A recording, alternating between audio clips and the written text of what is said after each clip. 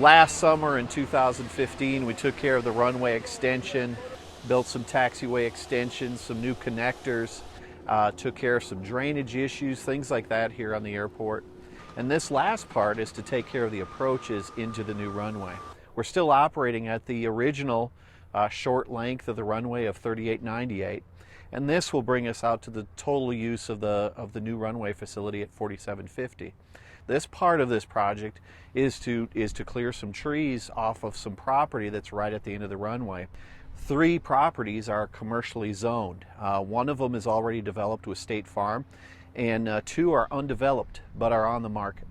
So the first thing that will probably happen on those properties is that they will be cleared as they do construction. So until then, there are some trees that are in that approach as we had predicted and as our plans had shown.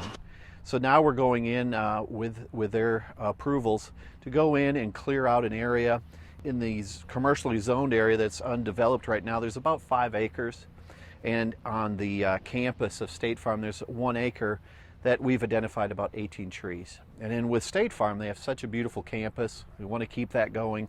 We're going to replace the trees that we take down with a low-growing tree, something that's very similar to what they see on their campus, a lot of flowering trees, and working with them to replace those that are lost. So it's really it's a safety issue for the pilots that are coming in, and it helps us as the airport and as a community to meet the grant assurances that we have with the FAA to maintain a safe operating airport. In this case, this is a whole new approach for the airport, and what that means is that the pilots, when they come into the airport, especially flying under instrument conditions, have to really use their instrumentation in their aircraft to bring them down to certain levels, and then once they see the runway, they can land.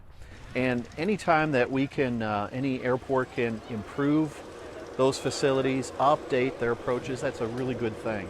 And in this case, with the new runway extension, that gives us an opportunity to improve our approaches. I don't know if we'll have any difference in minimum height that those aircraft will come down, but with new instrumentation, we have new landing lights out there that the pilots will use to come in. The number of the ball field lights that you see in McKnight Park, a number of them will have hazard lighting on there just as a safety precaution for the pilots, so they could see those lights at night when the ballparks are not being used. There's just a number of little things like that that allow us at this time to make those improvements. This whole project is funded through the FAA and our Tennessee Division of Aeronautics.